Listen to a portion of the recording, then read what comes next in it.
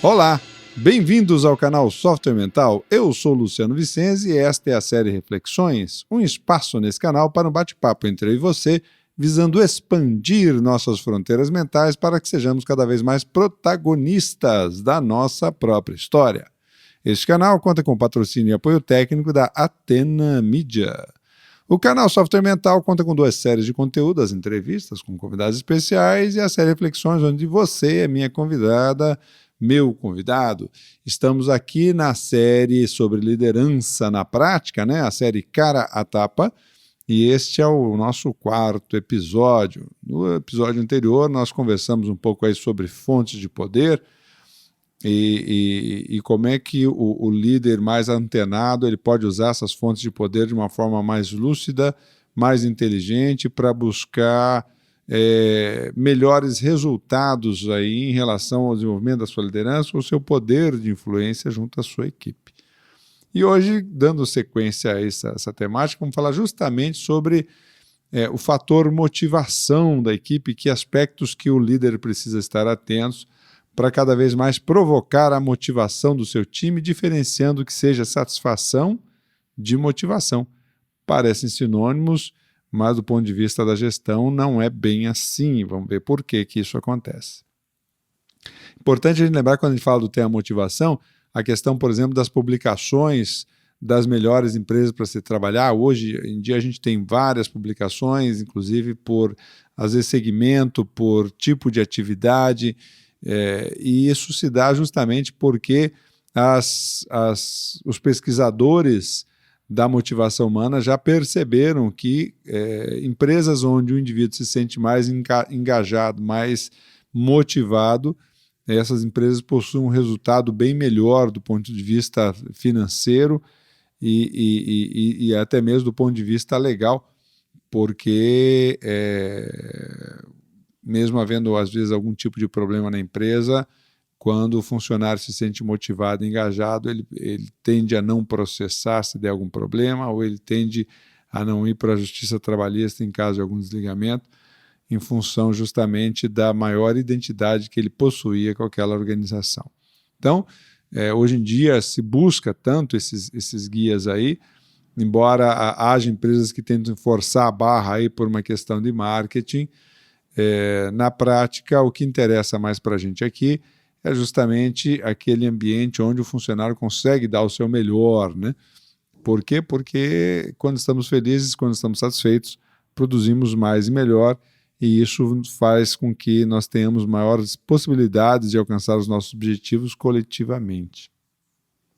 Sem contar que as empresas que se encaixam aí, por exemplo, nas melhores empresas para se trabalhar, principalmente lá nas partes superiores do ranking, acabam atraindo profissionais mais qualificados, porque o talento quer fazer parte desse tipo de organização, tem menores índices de desligamentos voluntários, o que reduz aí a rotatividade, que é sempre um fator encarecedor aí das rotinas trabalhistas, entregam serviços de maior qualidade e tem maiores níveis de inovação e de flexibilidade para a gestão da mudança. De modo geral, então, a gente costuma dizer que um lugar legal para se trabalhar, um lugar positivo para se trabalhar, é onde o indivíduo pode confiar nas pessoas para quem ele trabalha, tem orgulho do que faz, ou seja, tem uma identidade grande com a atividade executada por ele em si, e tem um bom ambiente de trabalho, ele gosta das pessoas com quem ele trabalha, ele tem um bom nível de afinidade, e esses fatores todos, na verdade, estão muito relacionados à condição da liderança e à forma como o líder estabelece a sua relação com a equipe. Tanto é, por exemplo, que nessas pesquisas aí do Great Place to Work, mais de 60% das perguntas aí são referentes aos líderes, e os resultados dessas pesquisas mesmo apontam que 80% dos funcionários não satisfeitos com a empresa, na maioria das vezes, na absoluta maioria das vezes, então 80%, tem problemas com a sua liderança imediata.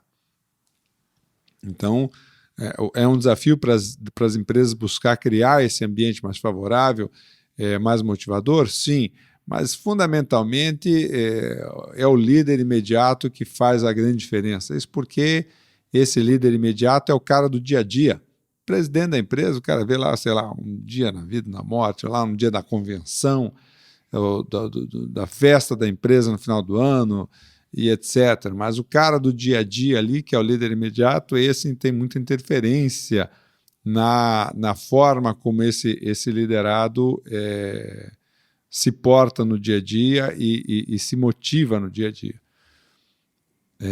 E essas percepções aí, mais contextuais, fazem perceber, por exemplo, que as visões antigas de liderança, que foram ultrapassadas, estabeleciam no líder aspectos ou características muito claras, né, de traços de personalidade da liderança, e que hoje isso já caiu por terra, porque na prática, se esse líder não souber contextualizar a sua atuação ao momento, ao ambiente, aos liderados, não adianta nada ele, às vezes, ter alguns traços interessantes de personalidade, porque se ele não sabe pensar e contextualizar, ele também não vai funcionar para muita coisa.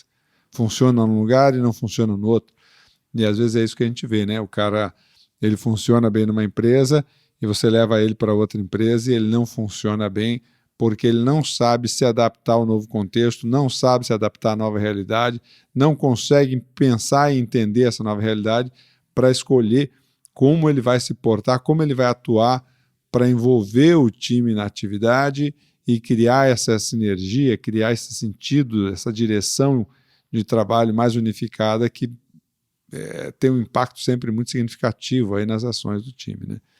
Então, as visões, qualquer visão minimamente contemporânea sobre a liderança sabe que o líder ele sempre tem que estar muito atento ao contexto, ou seja, o ambiente onde ele está, as condições atuais do negócio, o quem é quem dessa equipe, tem que entender e conhecer isso para saber, a partir disso, monitorar suas próprias ações, ajustar suas próprias atitudes para o contexto, buscando entender aí as mudanças ocorridas aí, né, do século XX para o século I, no processo principalmente hierárquico.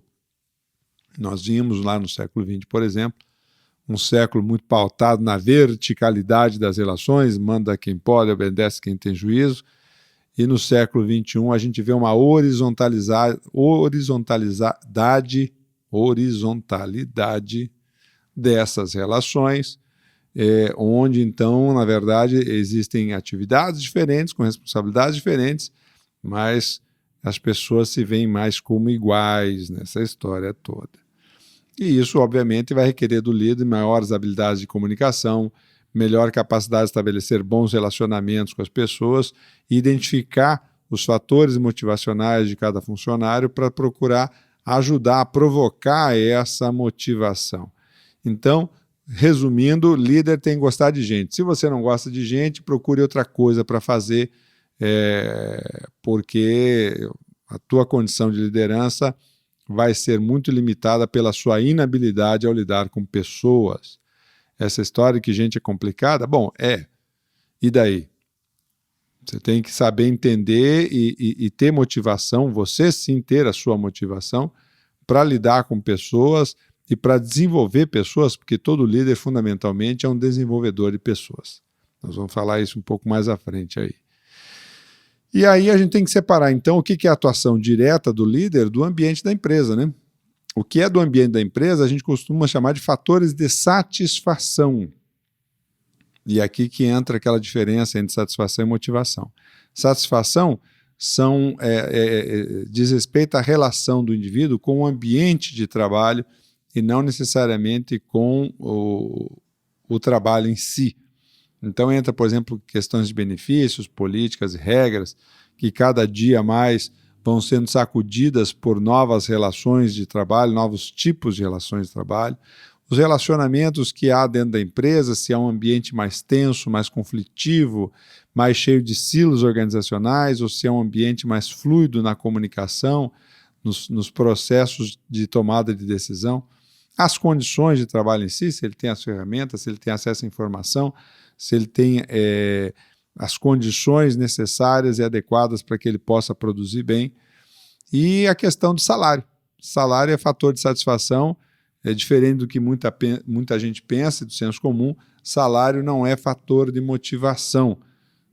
O camarada, quando ele ganha um determinado aumento, ele pode ficar feliz por uns 3 meses, ele troca a marca do iogurte, faz mais uma prestação aí para comprar uma TV nova e o aumento foi para o espeto.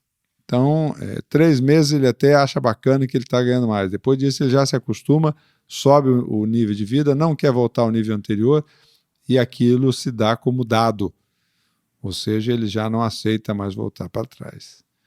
Então você pode ter um indivíduo satisfeito com a empresa e motivado com o trabalho, e aí a motivação então é relativa à atividade em si e não ao ambiente da empresa. Ele pode estar satisfeito e desmotivado, satisfeito com a empresa e com o ambiente, achar o ambiente legal, cool, maneiro e tudo mais, mas desmotivado com a atividade em si, a atividade não é a que ele gostaria de fazer, não sente muita motivação para realizar aquela atividade em si. Ele pode estar insatisfeito com a empresa e com o ambiente da empresa, mas ele gosta muito do que faz, ele é motivado com o trabalho. E ele pode estar, no pior dos mundos, então, insatisfeito com o ambiente da empresa e desmotivado com o trabalho. E se eu fosse esse cara, já tinha caído fora, porque se ele começar a entregar pouco, é o currículo dele que vai pagar essa conta no final da história.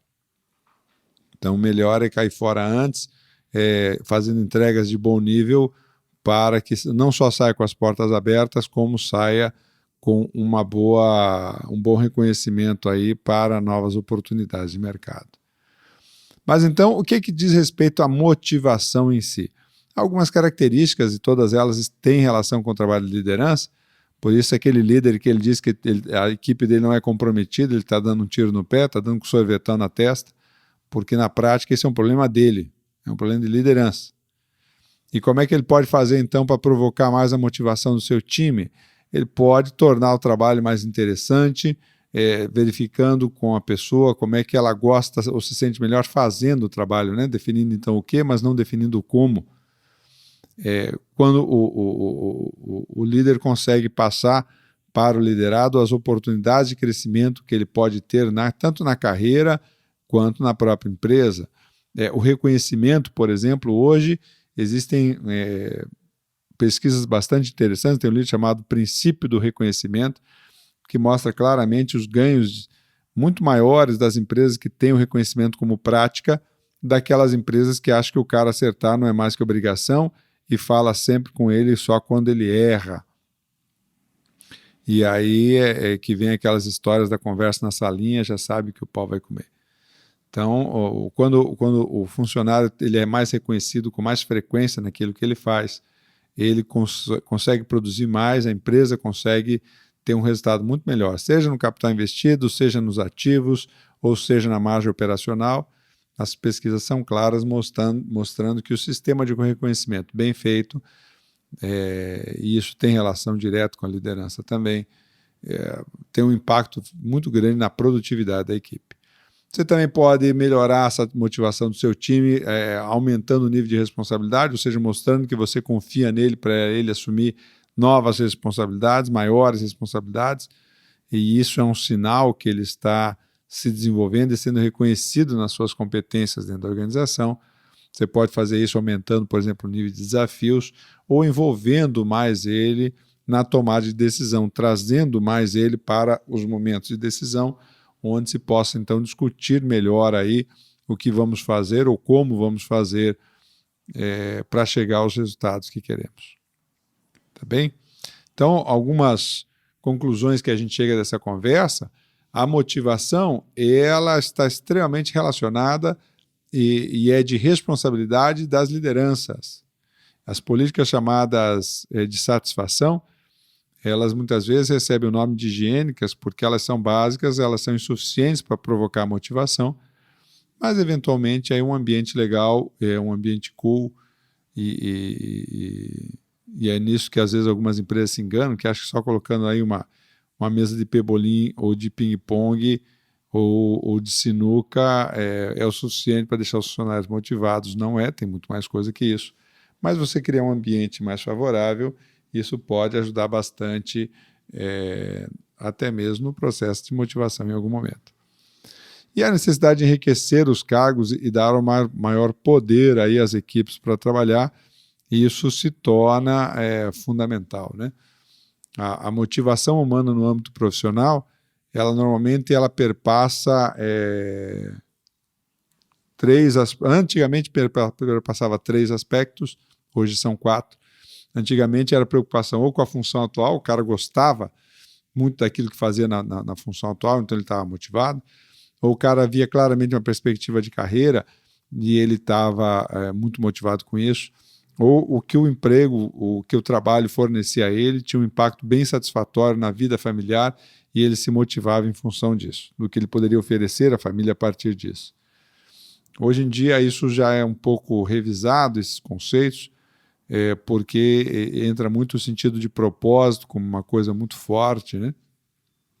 Para trabalhar a motivação dos indivíduos, e isso tem tido um impacto muito grande. Então, hoje em dia, os fatores que são mais reconhecidos como capazes de provocar a motivação dizem respeito a recompensas intrínsecas ao indivíduo, ou seja, dentro dele mesmo, não é de fora para dentro, é de dentro para fora. E isso está relacionado ao nível de autonomia, a capacidade de ele sentir que tem capacidade e os recursos necessários para vencer os próprios desafios, e isso é um fator de motivação importante.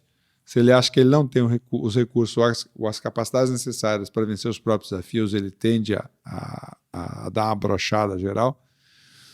A questão da maestria, né, o senso aí de autoeficácia está relacionado a essa condição, a vontade, então, de conduzir o próprio trabalho de uma forma positiva, de uma forma bastante satisfatória. E a questão do propósito, como a gente falou agora há pouco, é a necessidade de que esse trabalho, essa atividade, ela tenha algum tipo de significado do porquê fazemos isso. Quem quiser entender um pouquinho mais esse tema, vale a pena dar uma olhadinha também no livro do Daniel Pinker, o Motivação 3.0, que vai encontrar aí umas abordagens interessantes sobre esse trinômio aí da autonomia, da maestria e do propósito. Tá certo? Muito bem, minha gente. Então, fica claro aqui nesse contexto, fazendo um fecho do nosso dia aqui, do nosso podcast, que o processo da motivação é uma questão de liderança. Se você não tem tempo para conhecer as pessoas que trabalham com você, se você não quer se dar o trabalho de fazer isso, é melhor você fazer outra coisa, porque os seus resultados vão ficar mais raros em termos de qualidade. Na prática, o que a gente pode dizer é que a parte tecnológica ela torna as empresas mais iguais, ela dá uma equalizada na coisa toda, e é justamente o comportamento que faz a diferença. E esse comportamento do time, que é 50% da equação da liderança, 50% é o líder, 50% é o time. E esse time, para que ele possa estar navegando junto ao líder, ele precisa que esse líder, de fato, tenha mais capacidade de perceber os fatores que possivelmente possam motivar a sua equipe e provocar esses fatores. Tá bem?